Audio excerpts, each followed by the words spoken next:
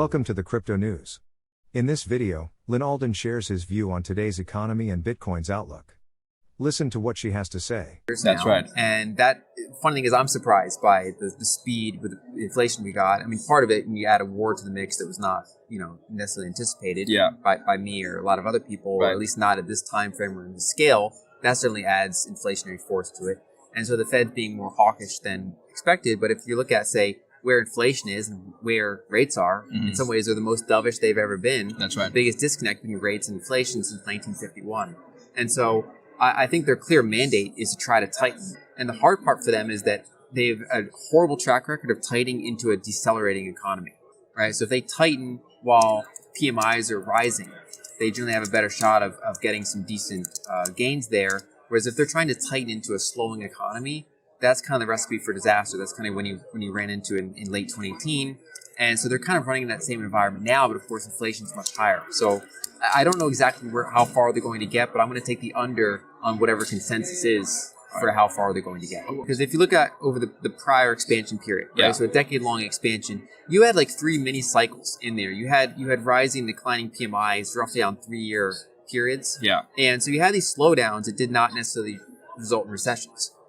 This one's a little trickier because we do also have yield curves inverted for a period of time. Some percentage of the yield curve is inverted. So there are kind of more recession indicators this time, but we're still in that period where we're dipping. It's unclear if it's going to manifest an actual recession or if we're going to kind of dip and then have a rising period out of this. If you look at Atlanta Fed, GDP now, forecast. Last I looked, they were looking at something like 1% real growth annualized this quarter. So there are a lot of things that look slow. And I think as you look out maybe 6 months, the question is this kind of a valley, higher growth thing? I don't think we have enough data to say for sure yet, but it's not looking fantastic. Okay. Well, do you think rate hikes are going to push us into a recession? Well, so the only thing that rate hikes can really control here, because all the inflation we're seeing is two main things. One is all the fiscal stimulus, so it's more money in the system. And number two, you have supply side inflation, so commodity shortages, supply chain problems, add a war to the mix. And so the Fed, they can't print oil, they can't print copper, they can't fix supply chains. So all that they can really do is try to reduce demand, which risks putting you into a recession. Right? It's kind of that whole game of they want to slow down demand, maybe soften it, get a dip, but they don't really want to cause a recession. But it's almost like you're kind of stuck between a rock and a hard place here. So I'm not optimistic that they're going to have a soft landing. So do we need to see interest rates at the same level of inflation percentage-wise before we see inflation come down? Is that what we need? So that could certainly give a shock to the system, a deflationary shock. But I think the inflationary pressures are deeper than that.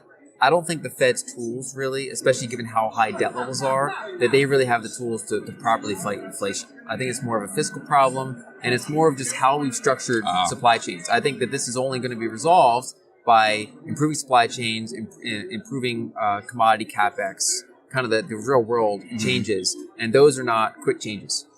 But one thing I caution people on is that for example, I'm staying in the inflationary camp.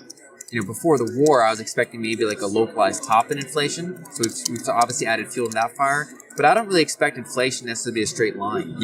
I think that we're going to be in a very inflationary decade compared to the prior decade at least.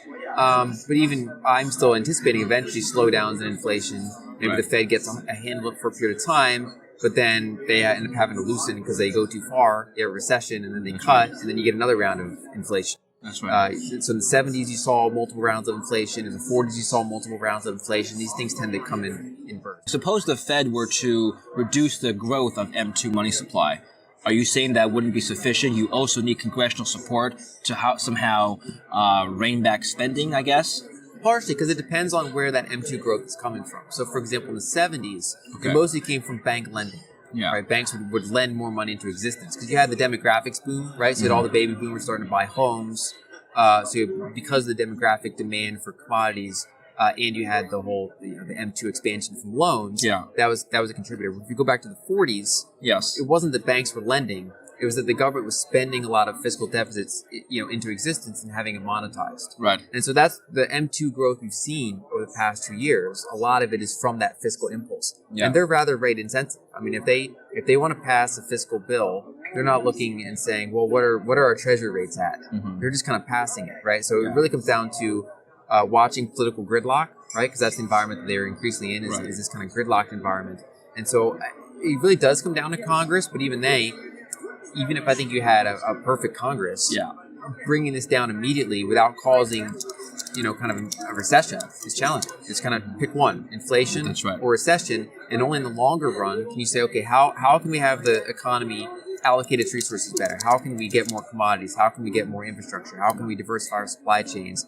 And that only comes with time. So in the next 6 months, very uncertain, right? Because historically, if you look at rising and falling PMI environments, most of Bitcoin's bull run activity occurs during rising PMI environments. So you have favorable liquidity, you have risk-on behavior. Bitcoin tends to do very well. In declining PMI environments, that's when Bitcoin has historically suffered. But what's new is that Bitcoin's never really encountered a stagflationary environment in major developed markets. Right? So that's a whole new variable. I certainly rather own Bitcoin than some of these companies that have tons of supply chain exposure, margin pressure, things like that. So we'll see if it starts trading like a commodity, like a monetary commodity. We've actually seen some favorable decoupling from Bitcoin compared to, say, ARK stocks, right? So Bitcoin's less down than, say, many of the ARK stocks were, right? So that's kind of been a favorable decoupling, even though it's not been exactly bullish for Bitcoin. So I'm kind of neutral over on the next 6 months. I'd expect volatility. Longer term, I think the fundamental picture looks great. The development that's happening on it, the use case for it could be more clear, especially, you have people fleeing from Ukraine and, ones that are self-custodying Bitcoin, they have some of the easiest time in terms of bringing wealth with them with the least hassle. And the Lightning Network, very quickly, is something that you've worked on and were researched, and that's contributing to the on-ramp and adoption of Bitcoin as a form of payment, right? I think that's an under reported story, right? So we're seeing, for example, Bitcoin circling back to its original kind of intentions being used for payments. And Lightning is a layer on top of Bitcoin that makes it way faster. And it's still, varying degrees of decentralized. Maybe not as decentralized as the base layer, but it's some of your trade-off, and you get super fast payments. And now we had an announcement, for example, for stable coins that can be natively issued on Lightning potentially. So a lot of development in that space that I think is really interesting for the payment industry and could disrupt some of the major players. I have bad news for you. If you're not rich by now, you're screwed. And if you're in debt, you're even double screwed. How so, you might wonder? Well, the sad truth is that you're working your whole life to make someone else rich. The mega corporations, the banks, the politicians, everyone is getting richer. They get your money. And what is even worse, they get your time, they get your life. You are not even in a rat race, you're in a financial prison. But what could a solution for you look like? Honestly, I don't know, but I know what a solution for me would look like. It's very simple. I use whatever money I have and I multiply it with 1,000. This could make my life much easier and probably yours as well. If you have $1,000 available and multiply this with 1,000, I believe that this could solve some financial issue for the one or the other. Of course, if you're ugly, you would have to multiply it with much more than 1,000. My name is Markus Dahn, and this is what I decided to do. I decided to 1000x my money. This is not a joke. I know what you may be thinking. What is this guy talking about?